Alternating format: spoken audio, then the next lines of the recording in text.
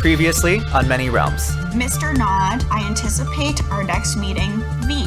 No, that was Valyx. I think she was part dragon.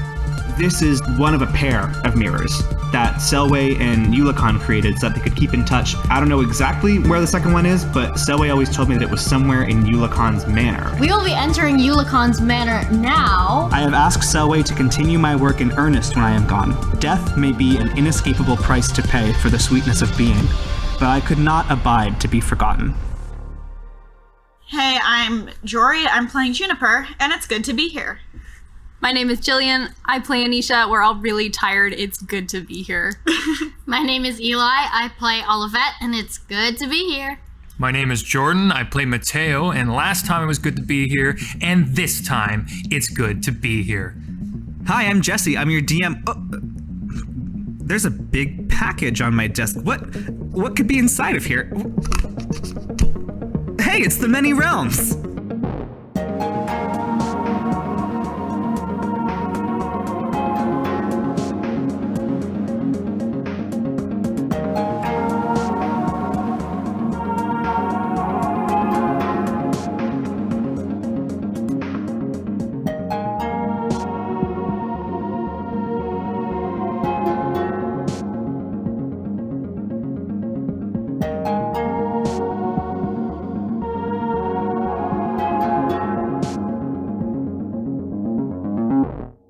You are in Eulacon's study, having just dispatched the fire snake that served as his personal fireplace Billy Crystal as Calcifer attendant. And you discovered a note where he states the thesis of this campaign, because I wanted to make sure we got that down somewhere.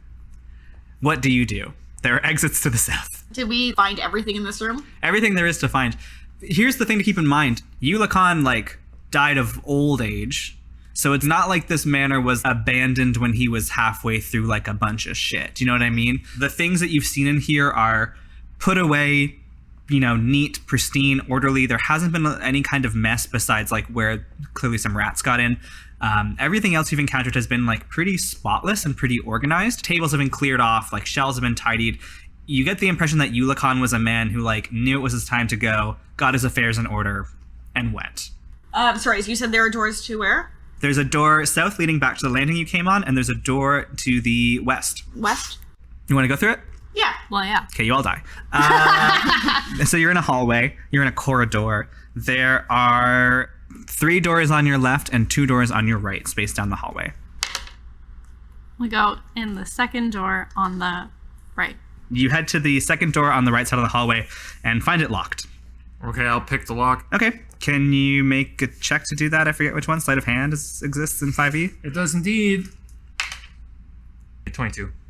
Okay. This is a mundane lock on a mundane door, and it opens quite easily. You find yourself in what looks like a secondary non-master bedroom. There is a portrait of Eulachon on the wall. It looks like it's been pretty much packed away. There is a window that's open or cracked a little bit, so you can see in the light of your drake fruit and also a sliver of moonlight peeking in that there is a small bed against the far wall, and there is a stool with what looks to be a bowl sitting on it. A bowl? A bowl? What's in the bowl? Water. Just water? Just water in the bowl. It's a baby moon pool. Put my daggers in the bowl. You get wet. You unlock 2 wet daggers. They deal wet damage. This room sucks. Is the stool and bowl close to a window? Yeah, they're near the window that's sort of just cracked, but they're not in view of it. I want to move the bowl into the moonlight. Just to get the easier thing to do is just open the window all the way. Oh. I think I described that weird. But you open the window all the way, pull the shutter back, and moonlight floods into the room, and a light's on the surface of this plain wooden bowl. And familiar, glowing golden light starts to play and drift about in the water. It begins to ripple and roil and churn a little bit in this tiny bowl. Slowly, a tiny, accurate model of the village of Tower Hill springs up. And you can see Eulachon's manor. You can see the cobbler shop, the stable, the rabbit cleaver, the guard post, the chandlery, even your old house, Mateo, and your cake shack. all rendered in delicate, intricate golden points of light. Can you remind me how Felix, interacted with the map? He sat in a special chair and went into a weird trance. So you don't see a special chair here. Right. So you're not quite sure how that would do a one-to-one. Is it, sci-fi, projected, in the air? Yeah. Can I, touch the tower map? You unlock a wet finger. The projected image is wet? Yeah, it's like water outlined in light. Oh. As you get closer to play with it, you see a slip of paper under the bowl that looks like it has a note on it. Ooh, I look at the note. This is a note that appears to be in a different handwriting that you find in a bedroom that appears to, you infer, you think is probably Selway's. The note says, I have excused myself from dinner to come up here and write this out while it is fixed in my mind. The light of the thicket has informed me that we are to begin work on a chandlery to maintain his great candle once we are both dirt. The chandler shall name an apprentice, who shall then become chandler, who shall then name an apprentice for all eternity, known and unknown. At this moment, the clarity of the situation is overwhelming. Apprenticeship is a shackle clasped around one's throat. This ink brims with hypocrisy, surely, but I know the feeling in my heart. Apprentices are like children. You only have them because you think so highly of yourself that you become deluded in your thinking and imagine the world might benefit from a second, smaller you. We burden our youth under the yoke of tradition until their bones are bent to a shape we find pleasing, never minding what the natural form of the body is to be. This is just as true for magicians and non-magical peoples alike. What might the smithy boy become if he is allowed to choose the manner by which he passes his days? The shop girl might long to pluck the strings of a lute, but her father's heavy glance encases her in the leaden weight of the past. We imagine we pass along our skills and our virtues in clean, even measure, but we are fools. Just as often we pass along our flaws and sins, letting our inadequacies cascade into the great canyons of the future, satisfied that we might never see the end of the fall. I have swallowed the tragedy that begat the founding of Tower Hill, and I fear the consequences that may be called when light once more falls upon that secret's gaunt face. This paper may be my one clear and vivid testimony, for the truth I must admit is that I owe a great deal to the light of the thicket. He has entrusted me with power and potential greater than any I could ever have known without him. Nor do I disagree that helping those who call for it is a noble act, but he is wrong to chide me like a wayward mule when all I seek is the freedom of my own identity. I say now, I will be as old and rude and hypocritical as he is on the day I summon for myself an apprentice.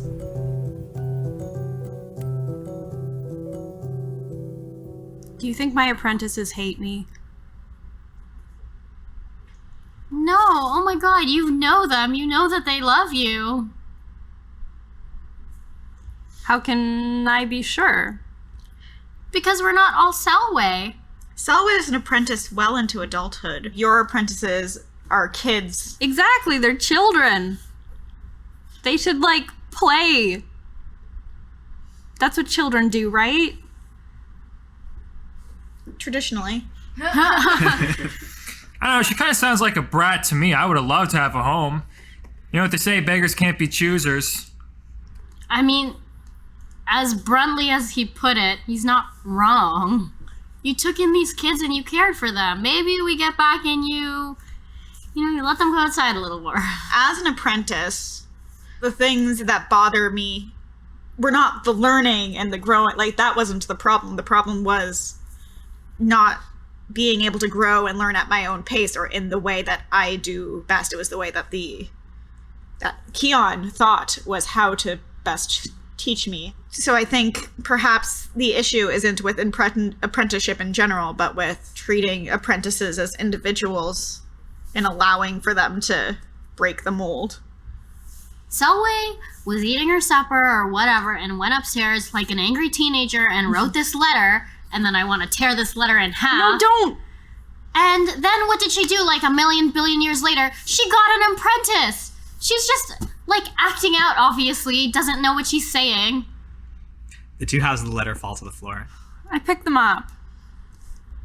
Selway didn't stay in Tower Hill, and she didn't look after the candle. She made her own way. She took her own path, and I think this bowl, this mini moon pool, was her trying to be an individual. This I think is her own creation, her own way of keeping people safe. So as much as Eulachon's way might have not been for her, but she found something that did work for her. So I don't think you can call her like an angry teenager or doing the same thing. I really do think she found herself in some way. Maybe she did, but do you think Felix feels like he has the same freedom that Selway did? Because he kind of had to abandon his only family in the world in the name of being an apprentice.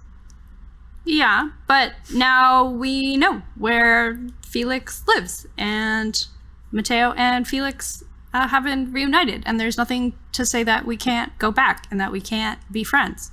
I don't know. History doesn't necessarily repeat itself. Anisha, Yes. when you were an apprentice, how was your relationship with the Tower Keeper at the time?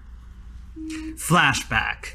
Anisha's got like a cool cigarette, and they're on a street corner, and they're like, "Beat it, copier! I gotta go be a ratatouille teenager." A ratatouille teenager. Okay, scrap what I just said. Do what Jillian's saying. Anyway, I mean, I didn't become an apprentice by choice. It was kind of a punishment, honestly. I kind of fucked up a long time ago, and the town didn't really know what to do with me, so they figured this was the next best thing to a jail cell. So, I mean, I got over it, and I worked on myself. I'm not that person anymore. I'm not so careless. And I don't know, I grew to, care about something important and respect it enough to want to protect it. So, I don't know, apprenticeship was good for me. It made me a better person. Anisha, what did you do? You're not gonna believe this. Yeah, I don't know if I am. Well, when I was about Mateo's age, I thought I would pull a fun prank on my counselor. We didn't really get along. I didn't really respect his views or anything, so I managed to take a ring of his, and I threw it in the well with no bottom because I didn't think it wouldn't have a bottom. Did he fall down the well too, or just the ring? No, the ring was not on his body at the time. So you just stole his ring? I did. But I wasn't, subtle about it. This doesn't seem bad enough. What does that mean? You weren't subtle about it? It was important to him and his family, so I don't know. The town didn't really want to make a big deal about it. My parents, begged the authorities to just keep it quiet. So I guess some of that worked out. Their reputation meant a lot to them. But you just, pulled up. Even if it's an important ring, it's just a ring. I don't know. That seems harsh. Is it possible that this was one in maybe a series of? This might have been the straw that broke the counselor's back. I want to give them a heavy back pat. Huh. You've got a lot more bite than I thought. Yeah. I'm full of surprises.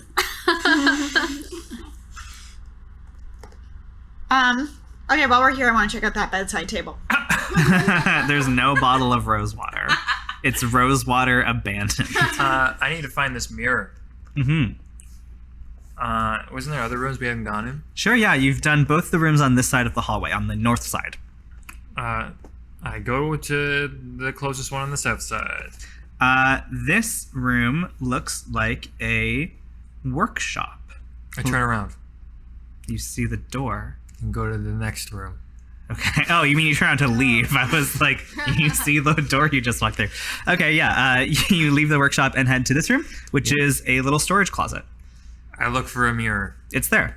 I take the mirror. He's being thorough. What do you want from me? You found it. So you find a small round mirror with a silvered handle. It has a tarnished patina over the glass, but smudges away fairly easily with your fancy wizard robe sleeve. I'm not entirely happy with my brother still. I want to like try and call him, but like make it look like I'm injured and or dying. Oh my god. And then he answers it. How do you make yourself like injured or dying? Like I just would imagine like laying on the ground and just Want me to punch you in the face? looking dead. Give him a shiner. Well, am I bleeding from before at all? You took a short rest. You know what? I probably look kind of beaten up. So yeah, I just want to kind of do like the glassy eyes laying on the ground and like kind of selfie camera the mirror out in front of me and be like, Oh, what, like, you God. know, Bae caught me sleeping kind of thing, but it's myself. Yeah. Okay, you do that, and the reflection of yourself in the mirror starts to fade and dissipate. And for a second, the mirror goes completely black, but then you see an image forming, and it is of the bedroom where you stayed with Felix in Selway's old cottage. Okay. And I actually had this in my notes already, so this isn't my fault. But you have a kind of parallel image because Felix is lying on the bed, fully asleep. Felix! Felix! He kind of stirs a little bit. Felix! Felix! Wake up! Felix! Felix opens his eyes, tousles his hair. He's kind of messy. He's in his pajamas. He's waking up for like another night of patrolling the thicket now that the sun has set. And he looks around to hear where that voice comes from, and then he hears it's coming from the mirror, and he gets really excited. He jumps off the bed and he runs over and he picks it up, and he smiles and he says, "Hey, Mateo," and then he freezes and he says, "Were you sleeping?" Felix, I just wanted. I wish we could have spent more time together. I love. Now we could play this out, but I will say the rest of you are like fully here as well. No, they weren't in that room yet. You're in a closet. Hi, Felix. He's fine. No, not fine. Felix is like staring at through this mirror. His expression is confused. His brow is furrowed, and he's like, Did you? Just kidding, gotcha. Serves you right. So you think that's funny? I mean, You think yeah, that's kinda. funny? I Yeah, was kinda. worried sick. You know what's funny, Mateo? What's that? And he sets the mirror against the wall and he moons it. Gross. Yeah. Everyone's here, brother. Well, sorry guys. It's Mateo's fault. You can blame him. And he sets the mirror to off. Okay. Well, I pocket the mirror. Great. I want to go in the workshop. Sure. The workshop is a lot more kind of like rustic and practical than any of the kind of nicely furnished and like couchy studies and bedrooms and parlors you've seen. There are like stools for working, there are long wooden tables, and in the back corner of the room, there is a double door that looks like it leads to a closet. It has a padlock on it. Hey, locks boy. Can you What's up? unlocks that locks? Yeah. Yeah, I can probably do that. Actually, it sounds like there's someone who's been holding out on us in our party who might be able to do it as well. So, you want to give it a shot, for old time's sake, huh? I kind of like scoot them towards the lock. Hold the lockpick out to Anisha. Is Anisha proficient with thieves' tools? No. Outside of like creating a character that's a monk, do you think there's like rationale to justify that Anisha might be proficient with thieves' tools? It's, been 30 odd years since I picked a lock. I don't know that I'm proficient with it. We'll see what happens. I think you should try it. I'll try I'll it. treat you as proficient with thieves' tools. Yeah? It is like riding a bike. Okay. That's an 18. Sure, this is not a very complicated lock either. The padlock falls open and the closet doors burst open as a horrible monster charges out, trampling Anisha. That's not a joke. It looks like a variety of like stitched together Frankensteinish parts. Some of Eulachon or Stelway's experiments might have gone south. And this thing is going to use, let's say, its tentacles on Anisha. Sorry. First off, it hits. How did this happen? You need to make a Constitution save. Natural 1. You take 5 points of damage as this thing wraps its tentacles around your arm and shoulder. You feel a strange stinging sensation as it does. Before you even know what's happening, you can feel your muscles stiffening up, and you are paralyzed. Is this considered like poison? Yes. You can roll at the end of each of your turns to attempt to break this. Otherwise, it'll last 1 minute. Okay, so I can't move at all. That's correct. It crawls up onto the ceiling, these sticky tentacles, and starts making its way towards the door. I can't let that out in Tower Hill. I can't go out into the city. Yeah. We should roll fresh initiative for this, I guess. So now we're Matt Joe. Mateo, it's Matt Joe's turn. On the ceiling? It's on the ceiling. How high is it? I would say just 10 feet makes sense. Yeah. 10 feet is a regular 10 story. feet, rendered ceiling, yeah. So things with a reach of 5 will not be able to get it. Okay, well then that calls for a crossbow. That is an 18. That absolutely hit. I don't know if sneak attack applies because we're not within 5 feet, so I'm just gonna roll d6. Oof, 5 points of damage. With a, sorry, as a crossbow bolt? Yes. As the thing charges out and bowls over Anisha, instinctively you reach for the crossbow at your belt, whip it out, and fire a bolt right into one of its tentacles, I guess. And now it is Az's turn. That's Anisha. Yeah, well, I guess I'm trying to break this. Correct. This is a Constitution. Yeah. 13. Yeah, great. Your paralysis is revoked as you drink like a detoxifying green tea. That was so fast. The dope thing is that the tentacles reach 10 feet. So as it continues to try to flee, it's going to get Olivette. It can still reach behind it with its tentacles. Even on the ceiling. Does not hit, though. Yeah. It latches onto your shield and you yank your arm back. And it recoils and starts to move into the hallway. Olivette. He's still on the ceiling, right? Oh, yeah. Is your melee better than your distance? Yeah. I'm going to cast Spider Climb on Ooh. Olivette. So now Yeah. you can climb speed equal to walking speed, may move vertically and upside down while hands are free. Yeah. Thank you, Juniper. Damn. Then... It's Olivette's turn. It's spider time. Holy shit, this is great. And I'll go for a hack Okay. with my axe. Definitely hits. 17 Absolutely. plus 6.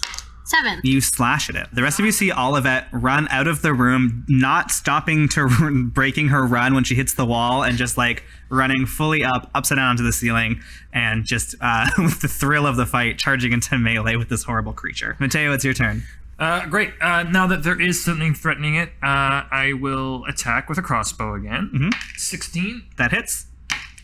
Okay, that is 12 total. You pierce another one of its tentacles, and a sticky purple ichor starts dripping onto Eulachon's nice hardwood. Anisha, you have recovered recently from paralysis. That is the last time I will be picking a lock. Thank you. Can I throw a dart at it? Yeah, 14. that hits. 6. You flex your muscles, expel that lactic acid, and do maybe a somersault into a kneeling thing where you can throw the dart from. Sure. Tentacle's turn. Olivette, you are in a tangle and a tussle with these tentacles, but you are holding your ground despite your ground now being the ceiling, and you bat away its many whirling appendages. Unfortunately, from a mound of flesh that you're not really paying attention to, a mouth emerges and bites down on your arm, dealing 6 points of damage. As long as I'm not getting eaten. Juniper. Yeah. Maybe you could go to close the window or something. Ooh, I will go to close the window. That's a great idea. In Selway's room? Yeah. Okay, cool. You head over and slam the window shut, running underneath Olivette and wincing as some sticky purple blood spatters on your shoulders and the top of your head. Yeah, gross. Olivette? Keep hacking. Sure. Oh, 9. Does not hit. Mateo. Is it still in range? I think it was trying to get Olivette off its back, so it didn't move last turn, so it's still in range. Okay, well, take this, loser. 21, 22. Yep. Boom! Oh, boom diada. That is 10 with an additional booyakasha! For a total of 22 from one bolt. 22 total. Yeah.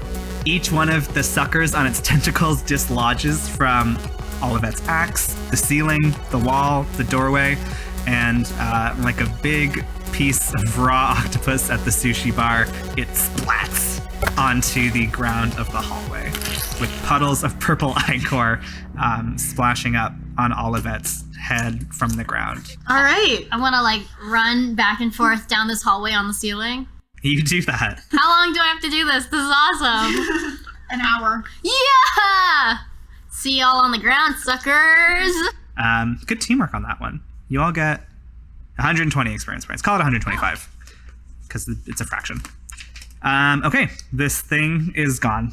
All right. Go back to examining this room. Sure. You want to make an investigation check? 6, 7, 8.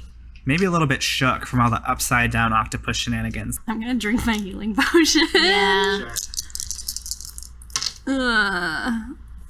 12 plus whatever. I'm back up to the top. Can I investigate from the ceiling? Make an investigation check.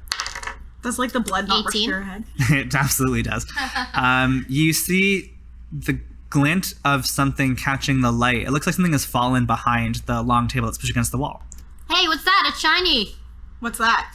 It is a pair of spectacles that have a odd bluish tint to them, and also one of the lenses is heavily spattered with purple ichor. Are they cute? Yeah, Try them on. I equip them instantly. Yeah.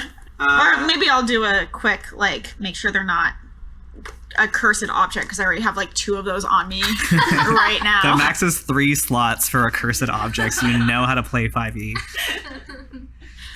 What am I doing a check for? I guess Arcana. Okay, well, which I you don't failed really it. have. Yeah, okay. You don't know what they do.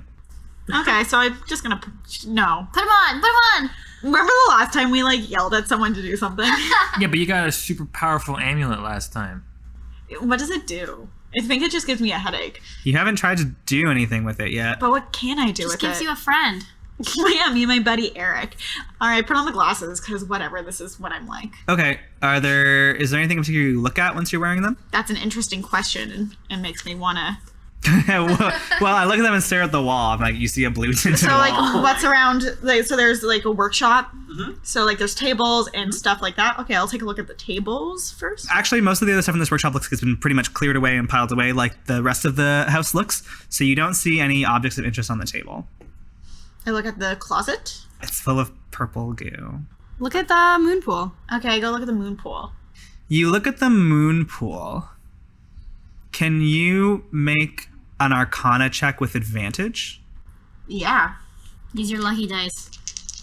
Do I have a lucky dice? I don't know. 15. You open the window, and once again, the waters start to shift and roil. And this time, you think back to how Felix sat on the strange throne, how he manipulated the entire map of the thicket, and you find yourself remembering more sharply some of the subtle gestures that he made, the words that he mumbled to himself, and you kneel in front of the stool and you start playing with the mini moon pool. You figure out how to get it to zoom in, to rotate. You futz around and see if you can get it to open doors where they appear on the map and look at the little kind of tiny water light rooms inside. You understand how to use the mini moon pool now. I go to the what we think is a door behind the painting. Okay, you all see Juniper run into Selway's room and then run down the hallway, not saying anything to any of you. And you run into Eulachon's bedroom, now fully bathed in moonlight.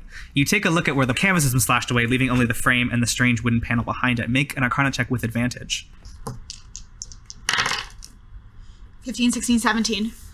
It's almost as though it's the same effect that the moon pool has when the light hits it and it activates. You can see lines of blue tinted light, the same tint as the lenses of these glasses, cross the door, and they don't necessarily do anything as obvious as forming the shape of the knob, but it's some effect where you just feel like it's easier to understand. It comes naturally to you. You can see the symbols and you can intuit what they mean, and you understand the 3 different places you have to touch to open the door manually.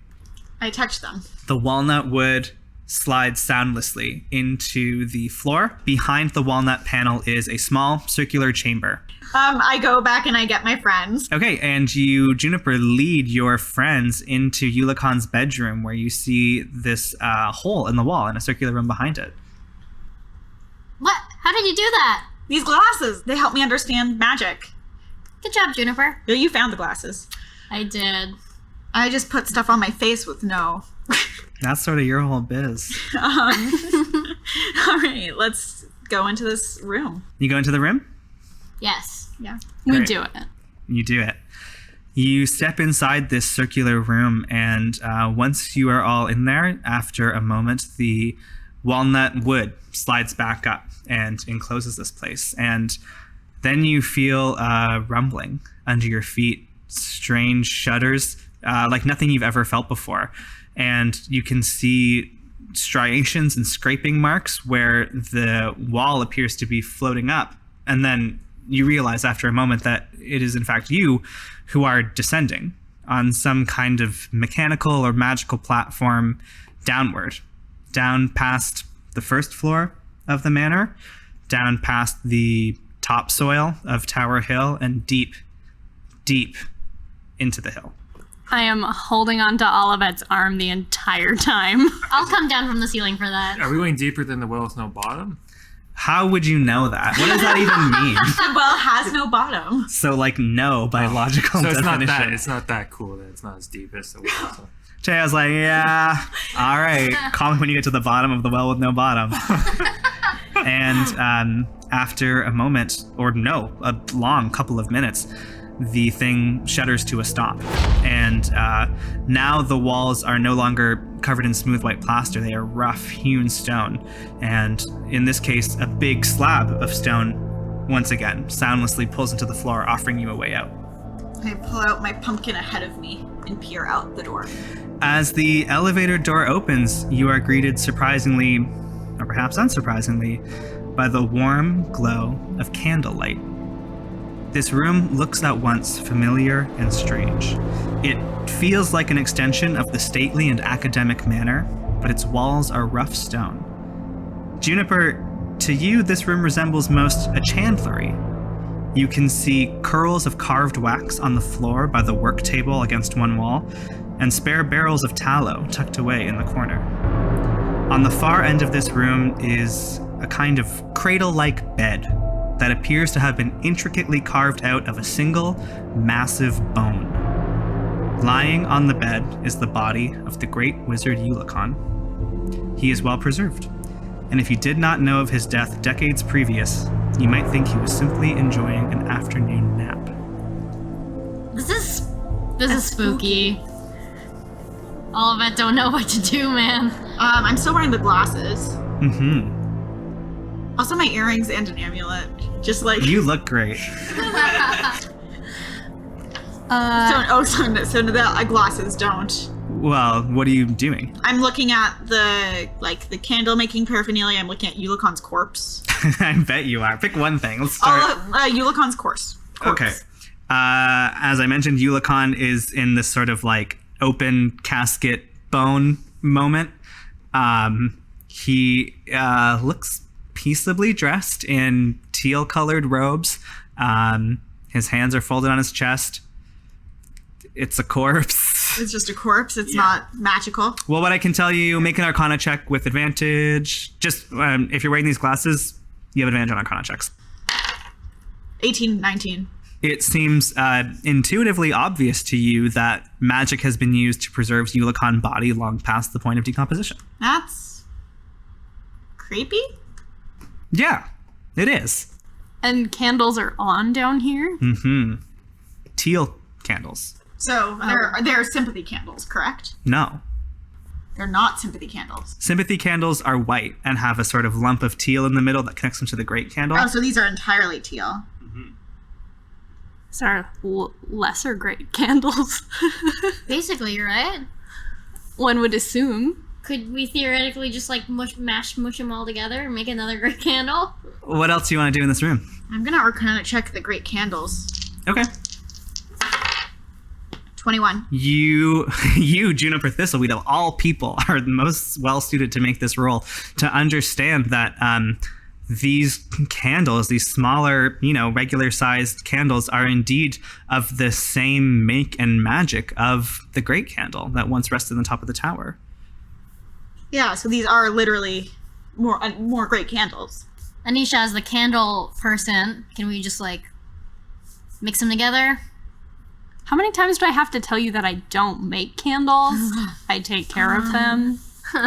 What are you doing, Mateo? Contacting Felix on my mirror. Okay, the connection's a little staticky. You're deep underground. There's like no bars in the corner of the mirror. So you see him peering out and he says, hey, hi, are you there? Yeah, What's up? we found Eulachon. What does that mean exactly? Now I know I was pulling your leg earlier, but have a look at this. And I kind of like selfie mode. Like, Why do you have to be in it? because I'm holding the mirror. I just wanted it. It's the perfect size. Selfie mode. It's like me and then next to me. Yeah, I got it. He takes a selfie with the dead corpse. Miss you so much, X, like, whatever. You pull Eulachon's corpse into the frame, and Felix goes, oh my gods, where are you? You're at Eulachon's manor. What do you mean? We went down some big, giant platform that descended rapidly. I should think of a name for that in the future. Jot that down. And he's here. And there's these candles. And now it's kind of like, flip it to the front camera. There's no front camera. It's a mirror. Is he's dead though, right? Like that's him being dead. Yeah, it looks pretty dead to me. That's messed up. What is down here? I don't even know There's how I candles. begin to. There's. Okay. I mean, I don't know this for sure, but they're talking about it being great candles. What's going on? Can you put Juniper on? Yeah. Hey, Felix. How's it going? Good. That's a nice amulet and glasses. Yeah, I'm accessorizing. Just a little bit of tomb rating on the side. That's fine. I don't judge. I gave you a lot of Selway's old shit. I mean, they're not going to need it, right? Yeah. What do we got here? What on all of Earth and Fantasy Earth is happening? I give him a pan around. This looks like a chandlery. So this must be where they made the great candle, right? Yeah. I mean, yeah, that makes sense. What? Okay. There's stuff. There's what's that book? I look at the book Great. I grab the book. There's a book in the corner, and it looks like a personal journal of Eulachon. And I'm not doing full readings of this. The poetry slam is over. But you learn that almost 200 years ago, a great wizard named Eulachon was hoping to establish a landmark, sort of beacon that would keep people safe and keep their spirits and their hopes up as they traveled the nasty and treacherous paths of the thicket, which 200 years ago were even, worse state than they are today. There's lots of writings of horrible monsters and banditry and everything. And you learn that Eulachon found the perfect spot, a tall hill in the northern part of the thicket that looked out over a great expanse of the forest. And you learned that when Eulachon got there and began to set up his grand design, he ran into some other occupants. When you flip the page, you see a crude sketch of a large dragon with curving horns, leathery wings, and fearsome looking eyes. And then you learn how Eulachon slew the dragon. And then you learned how Eulachon experimented on that dragon's body, knowing it to be a magical creature and hoping to learn of its capabilities.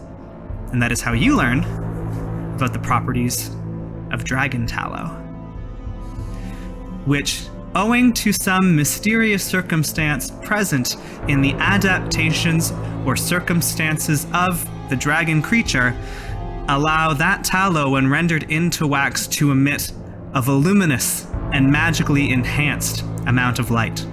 And then you read about how Eulachon took his very, very smart, very, very good idea and rendered all of the dragon tallow of that dragon and all of her children, except one, which got away, and used it to create the biggest candle, the brightest candle, the most magical candle that should ever light the way of all the thicket. And that, Juniper Thistleweed, is when you hear from deeper in these caves screams and the sound of battle. Would I share the information or run straight to the screaming? I'd probably run straight to the screaming, wouldn't I? Yeah, that's what I would do. Okay, you're gonna run to the screaming? I mean, Yeah. we all hear that. Yeah. Yeah, I will also run to the screaming. Okay, great. I'm glad we're in consensus here. You run deeper into the catacombs below Tower Hill, and after a couple of minutes, you can hear the sounds of battle growing louder, but then you see that the way ahead is blocked. The tunnel opens up into a small round chamber, much smaller than this chandlery you found yourself in before. There is light in this room, and it looks like it might be moonlight coming from the smallest pinprick, high above this chamber, with a chute that stretches up for hundreds upon hundreds of meters. And in the moonlight, you can see tendrils of vines that are curling and sprouting leaves and softly waving in the underground breeze that flows here, that somehow have managed to find life deep within the bowels of the earth. The vines grow thicker and more circuitous as the tunnel extends in the opposite direction, to the point where they begin to block off your path. These are massive, huge, person-sized vines that are coiled up and blocking your way forward. So we're at the bottom of the well, right? I can't tell you that. Yeah. You can just make inferences. Besides, the well has no bottom. Yeah, I was gonna so say, it's this- like, obviously not. This can't be it, yeah. So we want to get through these vines. Or is the sound coming from up? It's coming from further beyond, yeah. Who's got a longer thing than a dagger? I will start hacking it with my battle axe. Sure. Can you all make whoever's attacking these vines a melee attack roll? 11. 12. Or I can produce flame. I produce flame. Do you want to just roll the damage on Produce Flame? Sure. 4. So it takes 4 rounds worth of time, so that would be half a minute, to cut through these vines enough to force your way past them and continue down the tunnel. And in that time, the sound of battle up ahead has stopped. And now in the tunnel before you, there is only silence. Sneaky? Maybe we should be? Yeah, I'm pretty good at that. I'm gonna try that, yeah. That is a 22. You gather around you the cloak of elven kind that Felix gave you, and you focus on the softness of your steps and crouch your slender 15-year-old frame and creep along the tunnel to where it widens.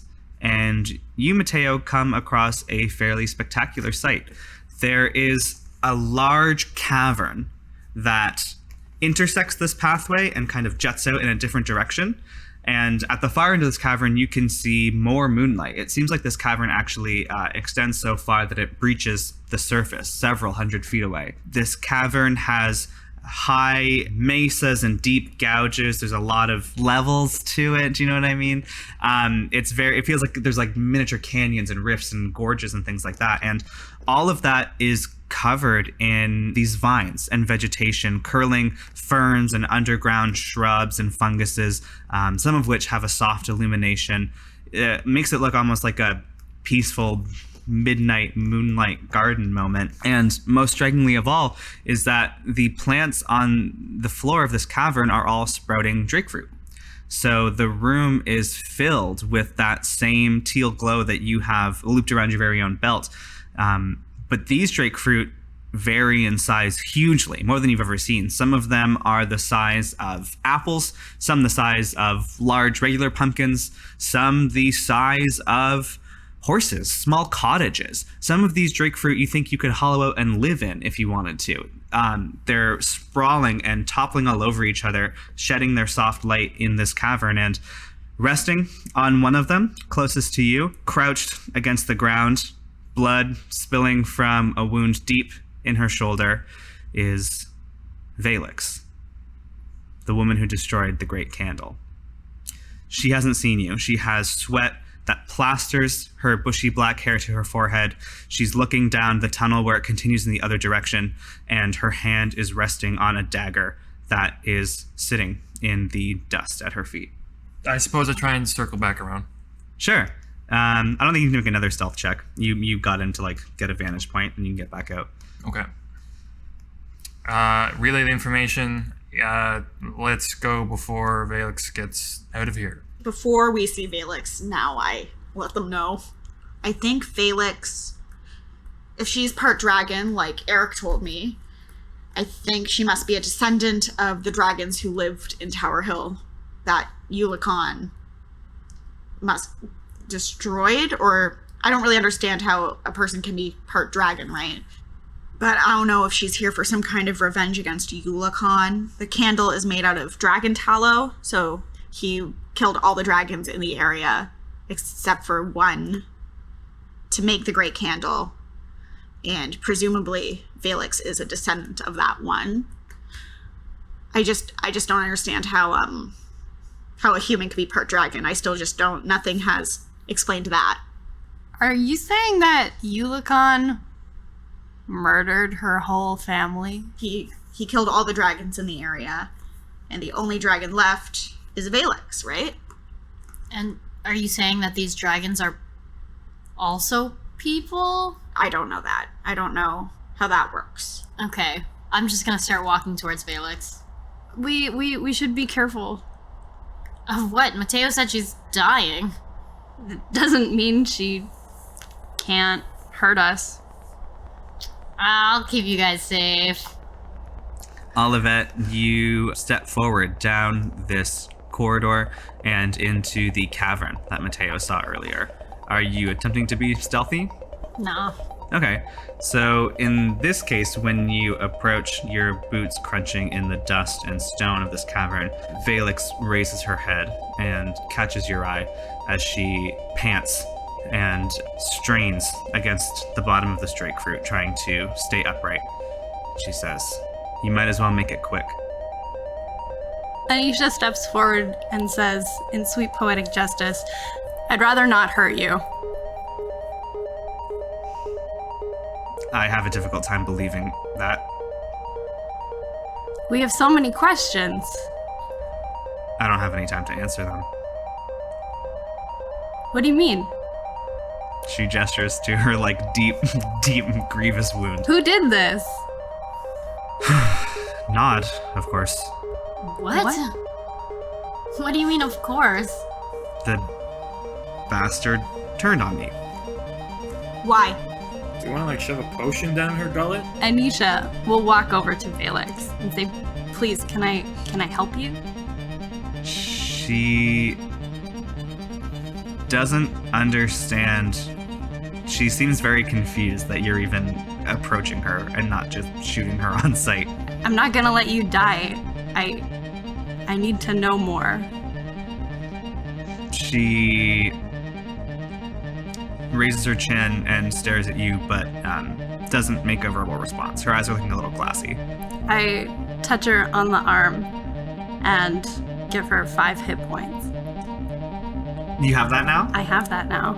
I use healing hands. Anisha, you place both your hands over the wound and meditate. Access your key. Yeah, I feel like it's related to that like weird spiritual energy. It's kind of like just willing it to close. Like I want it so much that I just will it into existence. Okay, you focus on your discipline and your desire and your determination, and you spend that energy to alter the universe just a little bit. And when you pull your hands away, The wound is still there. It still looks bad, but the blood is no longer flowing quite so freely. And Valyx blinks a few times, and her breath slows a little bit and is a bit easier. Thank you. You're welcome. I'm gonna kick that dagger away from her. Okay, yeah. Fair. She slowly and with difficulty brings herself to her feet, keeping her back against the drake fruit, and surveys all of you. Is Nod still here? Yes. Where? She points to the tunnel that continues on. Why? What's there? She says he still hasn't gotten what he's after. What is he after? My grandmother. Your grandmother? Is she... Alive? No. Valyx pushes past the four of you and starts limping down the tunnel that she pointed in earlier. But she's quite slow. She's still not doing well at all, and she's taking several breaks to cough and to catch her breath, and she keeps both her hands on the walls of the tunnel as she moves forward. I think Juniper is gonna kind of go grab her and like act as a bit of a crutch, and she's gonna ask, what is Nod gonna get from your grandmother? What everyone wants from my family, our power. Okay, first, as a side, I want to put on this oil of sharpness on my... Let's say the daggers. Let's put on the daggers. Okay. What? Where is your grandmother then? How could he possibly take her power if she's dead? Do you know who Nod is? No! He's a necromancer. Oh, well, we knew that, yeah? So that's how. Oh, well, we kicked his butt a little while ago. We could probably do it again. Did we kick his butt? Whoa, we kicked his lackey's butt. I shot at a skeleton horse. It was easy peasy. Okay, so where is your grandmother? She points up ahead in the tunnel and says, this way. Okay, I'm gonna just rush on ahead. Oh, Okay. I love it. Valyx, you're kind of looking like dead weight. I'm gonna go on ahead. Bye. She makes no response. I want to know more things. Is there anything about Nod that you know that can help us stop him? He doesn't like it when I try to stab him. How? Okay, that's pretty solid, pretty good. Pretty fucking sassy. What did you want? We made a deal.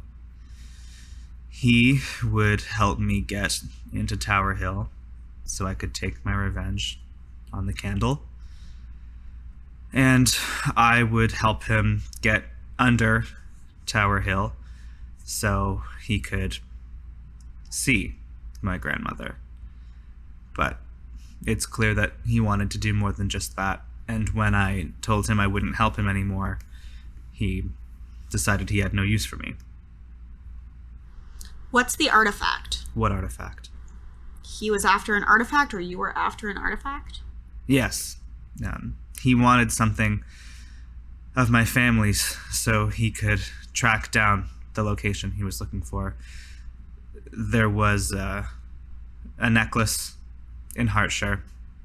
I lied to him. I said I didn't know where it was, and he didn't believe me, evidently, so he went there to claim it for himself. Do we have the necklace? We do. But Okay. yeah, there was like a tooth missing. Yeah. Oh, so you just... Okay. So your goal, your stuff is done. You destroyed the candle. That's what you wanted. That's all you wanted. I wanted to accompany Nod to make sure that he didn't abuse my family's remains.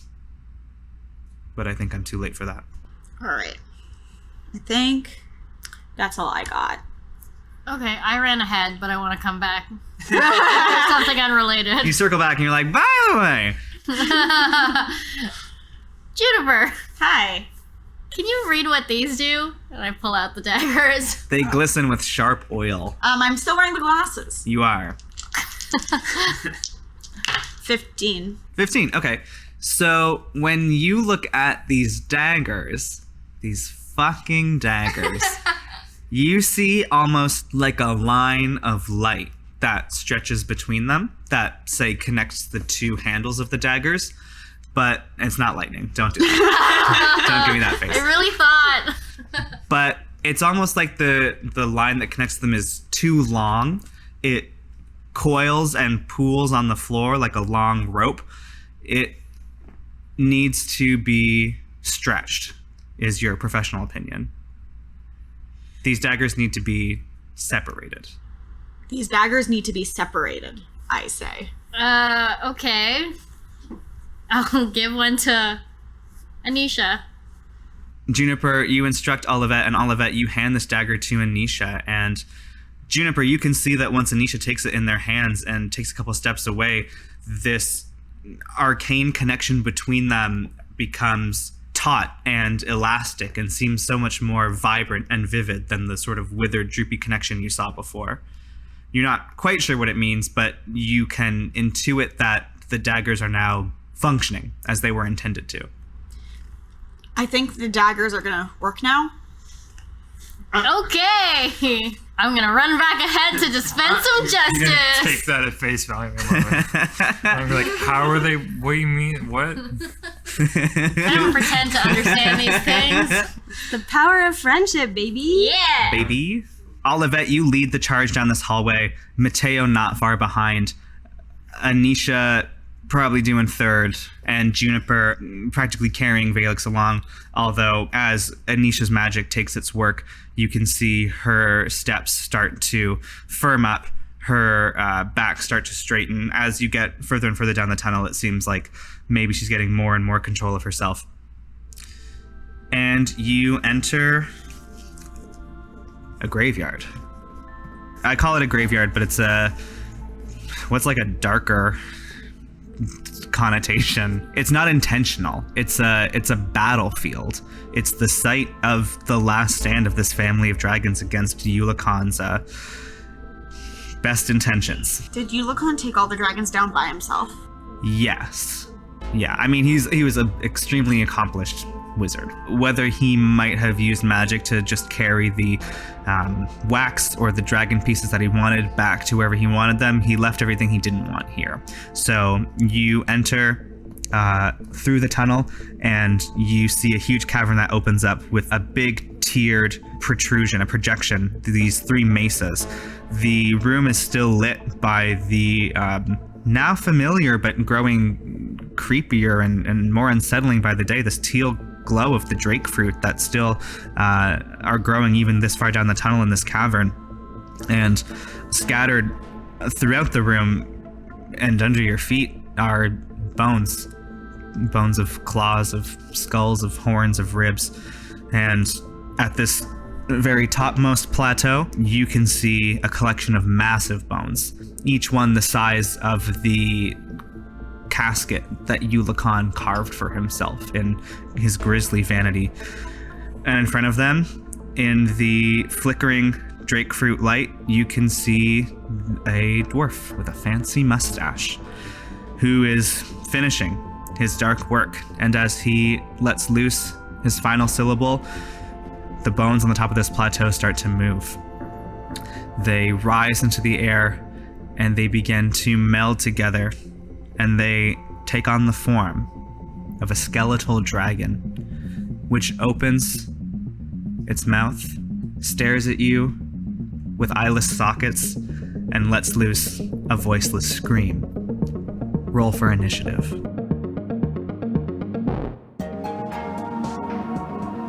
Thanks for listening to Many Realms. We are coming up on the finale of the Tallow campaign. I'm so excited. I am vibrating with excitement.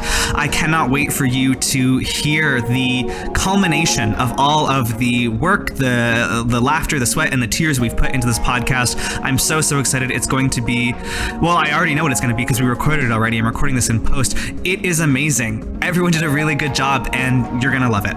Thanks for listening.